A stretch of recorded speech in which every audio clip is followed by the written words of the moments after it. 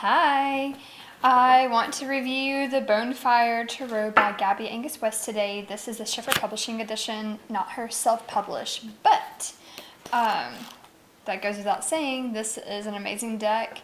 I originally, when I first saw it online, I was kind of like shocked, the shock value of the the cards, the tattoo style, her art.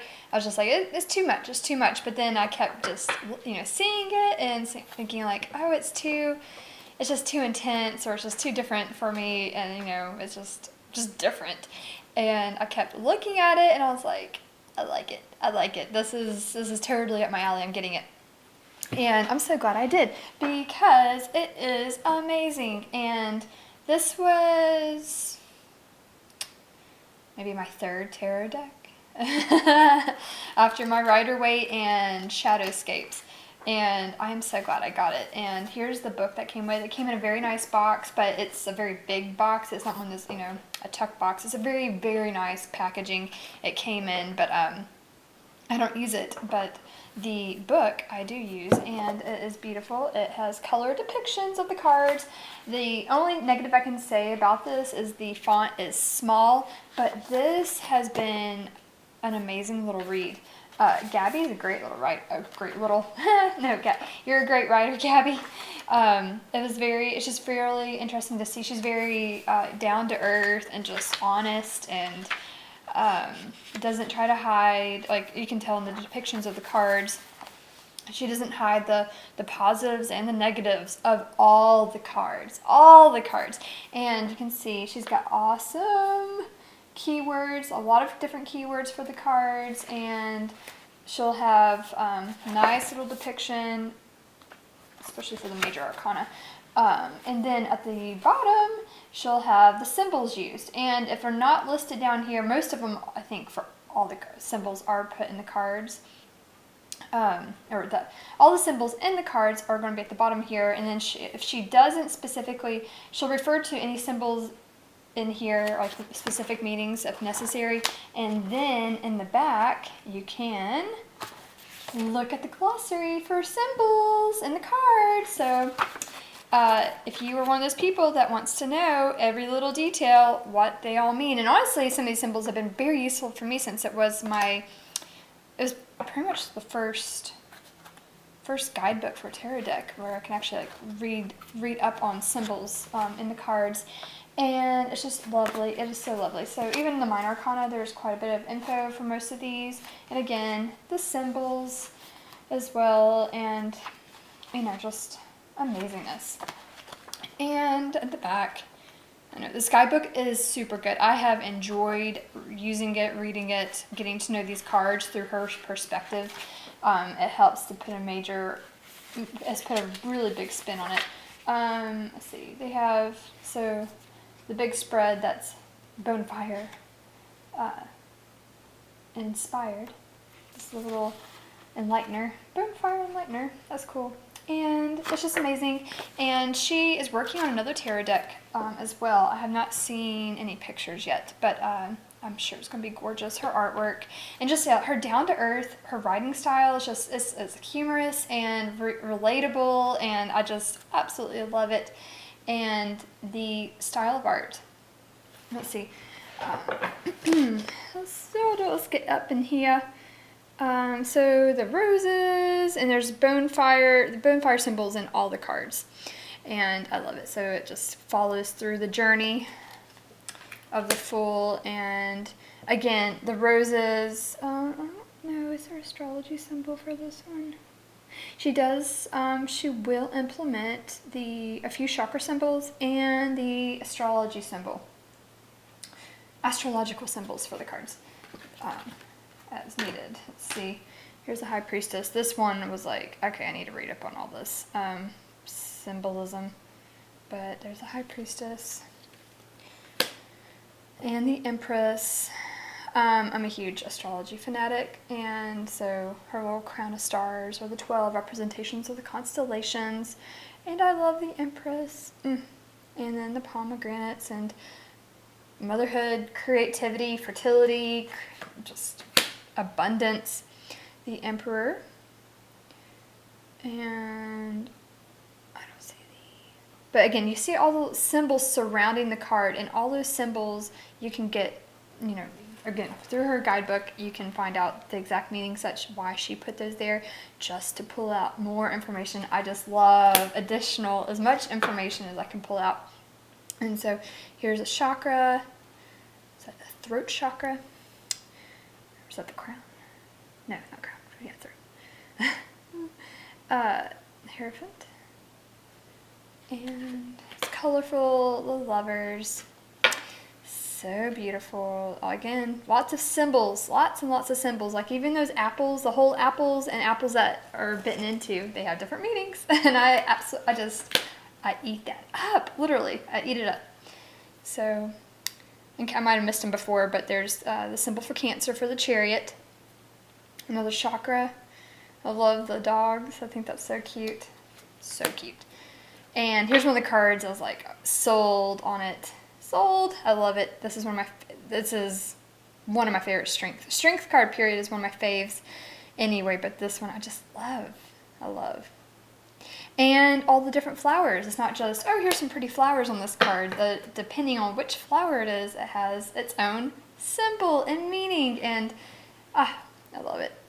And this hermit is either he's blind or his eyes are closed. Or his eyes are closed because he's blind. Oh, I didn't notice the little owl up here. Oh, that's cute. It's amazing when you are showing these in a video. Like, oh wow, I didn't see those before. And the ants. I don't know. This one's chock full too. There's the wheel.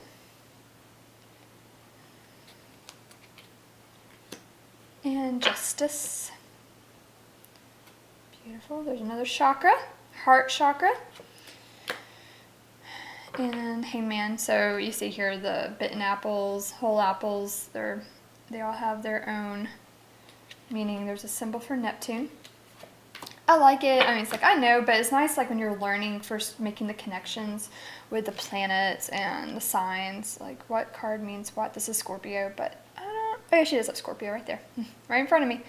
And a chakra, and white roses, red roses have their own meanings. Again, this guidebook, it's just, I love, every time I read a really good book on the perspectives of all these cards, it just adds so much more for me in my readings, for myself and others, and just, it just adds so much depth. And I like that temperance card, it's beautiful. And I really do like this Devil card as well. It's, it's its own little thing. Oh, I forgot to mention, here's the backs. The backs of the cards. I wish they were colored like the, I would love like the backs if they were like that. Oh my god, I would just eat that up. But it's laminated, I guess, and it's nice.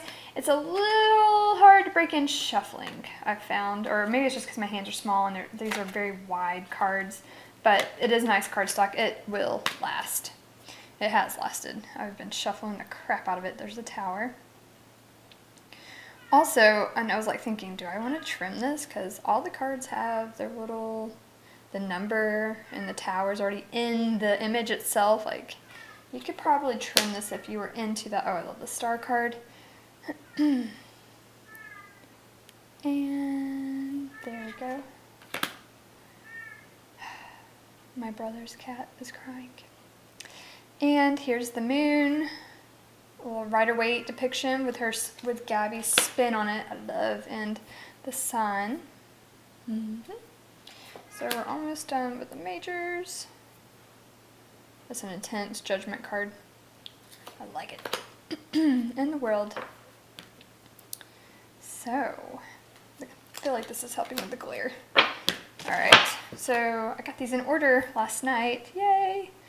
The Ace of Swords. Again, chock full. You're not going to, you can pick out any part of a card and run with it for reading. And again, I love how colorful it is, and it's just, I like this Three of Swords too. It is quite beautiful. This is another one of my favorites, the Four of Swords. I was like, oh, this card nails it. This is it. This is like bubble bath. You're restoring yourself. You're rejuvenating. You're giving yourself some self-care in the middle of all those swords. And the Five of Swords. It's a Rider-Waite classic. All right, this cat. Hold on one second. The Six of Swords. The Seven of Swords. I love 8. So it is beautiful Rider-Waite depictions, and just really brings it to life. Ten of Swords. I like from the Wild Unknown. It's one of the keywords for this. I know, different deck, but being melodramatic or overdramatic or a drama queen, I'm like, yeah, that definitely could fit there, right? I've been pulling this card. I haven't pulled it lately, but I was pulling it up for a while, and I was like, maybe I'm making a bigger deal about some things going on in my life right now than necessary. So like, maybe I can just chill out for a second. There's a Page of Swords. And the people she uses for the court cards, I think like 2 of them are her children, and Alan Watts is the King of Swords, we're going to see in a second. It's just nice to see who was inspired to fill the that space or embody that persona. And you can see, obviously, the court cards really show that element. And the Queen of Swords, looking like a badass. I do like her queens. There's the King of Swords. And you'll see the King of Swords having a baby, but there's a very beautiful perspective in her guidebook on that. So it's like, why does the King of Swords have a baby? That is not the mothering card, but there's a reason. And the Ace of Wands. This is after she says after she finished the Major Arcana, and she was, not really sure if she was actually going to be making a full tarot deck, that she made this card next. And she said she saw it sitting up there on her wall or at her house, and it's like, it just begged to say, complete this, finish this deck. I love this Ace of Wands. Oh, and the Ace of Wands, the wands are pine cones. I love it. Love it. I think it goes to one. They're all on fire. So much fire. There's a symbol for Aries. The Two of Wands is Mars in Aries, which is the ruler of Aries. But this is the pioneering spirit. And the Three of Wands. It's like, I appreciate the, I appreciate all the symbols. I love this Four of Wands. It's funny, the stories behind the cards when she's creating them, what she decides to settle on for the inspiration is so, just so relatable, I don't know, in so many ways. I don't really connect to this card, but, yeah, that's, at least, I have like 2 cards, I'm like, eh. I love the Six of Wands, this guru with his third eye open. It's beautiful. And the Seven of Wands. It's like, even when you read the guidebook, the little symbols in the mountains, the little gems. Is it gemstones? Yeah. They're just like, there's meaning behind it, and it's like, it opens my eyes to a whole new perspective to the cards. I get so much more meaning now. This is a huge mile marker for a tarot deck. I think if you're on your tarot journey, like this one will add, I'm not saying, of course, a bunch of tarot decks they should add, that's what makes them good, right? But this Wounded Warrior, this one brought it to life so well for me. Coming out of the cave from all your trials and tribulations with that wisdom and knowing and experience. The Ten of Wands. This card, I know it's like really embodying the burdensome nature of this card, but I really do like how the traditional Rider-Waite, the person is burdened, but they're moving towards a goal. They're going towards their home. In this picture, in that picture, this one doesn't show that, so it's like you're burdened for what purpose? But it's like I can relate to like working hard for goals or for your family or for I feel like there's a reason for the burden. You're not just being burdened for the sake of being burdened, but maybe you are. So you may need to ask yourself, is this goal worth it? Sorry, tangent. Here's a Page of Wands. This might be one of her kids. I like the pyramids and all those apples. The pages are so cute. And the Knight of Wands. the Queen. I love this Queen of Wands. And the story, this is one of her friends explaining that badass, you know, the fun queen. The King of Wands. Leo. Ace of Cups. This is so colorful and beautiful, and I love the lotuses and the doves, and just eat it up. The Two of Cups. Okay, I will say, so I am a romantic at heart, and the Two of Cups is, you know, I totally connect with the idea of it being like a soulmate card. Yeah, romantic at heart. But she does talk about more the negative aspects or the shadow aspects of this card, which, okay, I understand there's necessary, but I'm like, I keep hope alive for everyone to be able to make that connection, you know. I'm not saying this sounds bad, but it's not that she's bitter, but it's like you know, if you can feel bitter towards love, and it's like, no, you don't, but you keep the hope alive, always be optimistic.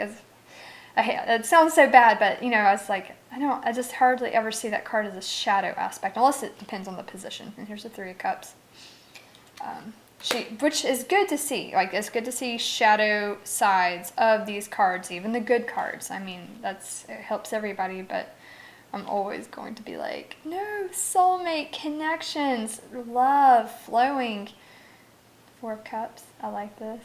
I like the idea of the Three of Cups being like partying, enjoying yourself, and then the next day you're like, no, never going out again. Not that I go out a lot, but Five of Cups, see the emotion she captures.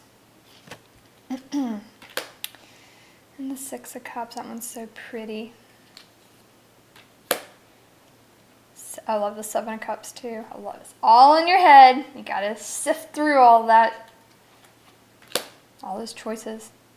Classic Rider-Waite, beautifully done.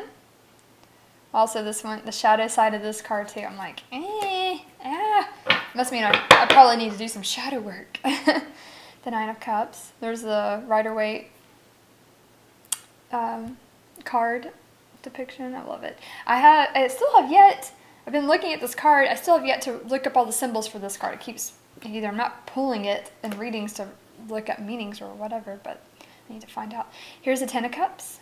I love, so it's like there's the happy home and the picnic and the rainbow and the sunrise, sunset, and just amazing, happy home. There's the Page of Cups. You can see her wearing her little heart on her chest. So pretty. And the Knight of Cups.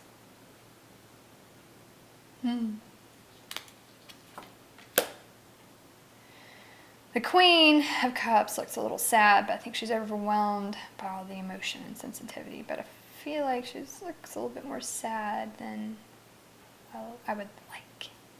So Queen of Cups, she can handle it. She can handle those emotions.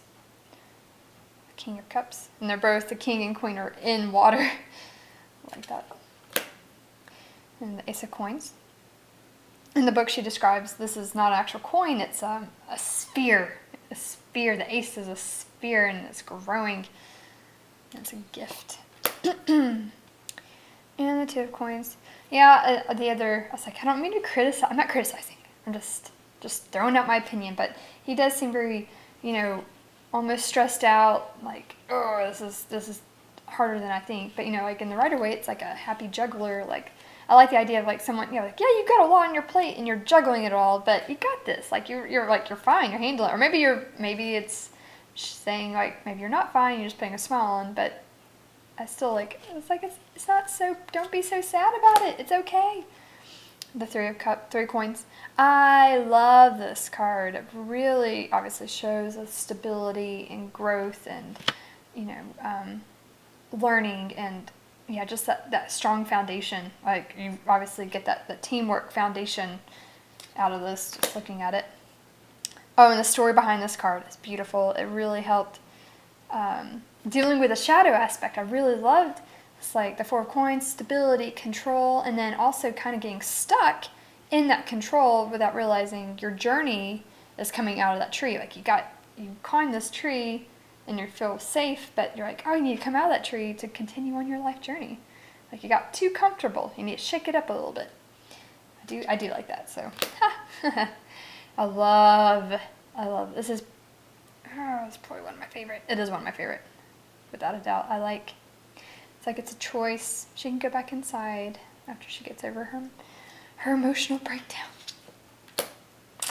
I'm not crazy about this one. The purse and the coins coming in and out. I'm not crazy about it, but it's okay.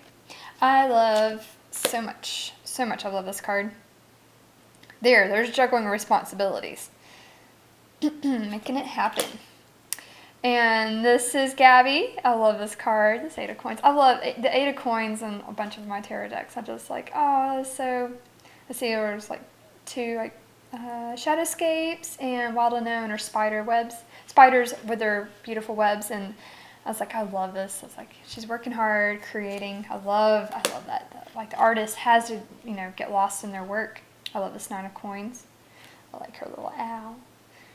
And I do not know why there's only 3 bones on fire here. Maybe it's like, it's almost complete. 9 of coins, this is 1 away from being complete. Maybe that's why. I don't know. The rest of them are the little crossbones and the little snail. Again, and the symbols, the grapes are all symbols. And even this 10 of coins, like the poppies, those are, there's a reason for those. This card has a lot of depth to it in her book as well. And page of coins. I love it. I think that is her daughter. I love the lemonade stand. I love, or making, life gives you lemons. You're making lemonade, and the entrepreneurial spirit, and just always coming up with something to do, like productive. I love it. And the Knight of Coins. The tortoise. We're almost done. Here's the Queen of Coins. The shadow aspects of this card I like to see, or like reading about in her book too. It's like trying to do everything, doing everything, but trying to do everything, and it's a lot, and holy crap. Trying to be everything. And the King of Coins, St. Nicholas. So he's very jovial. So I hope you've enjoyed. I have loved this deck, this book. Again, it's like super substantial, and yeah, small print, but it's so it's just so in depth, and I appreciate that, and its colorfulness. So highly recommend. Hope you've enjoyed. Thank you for watching.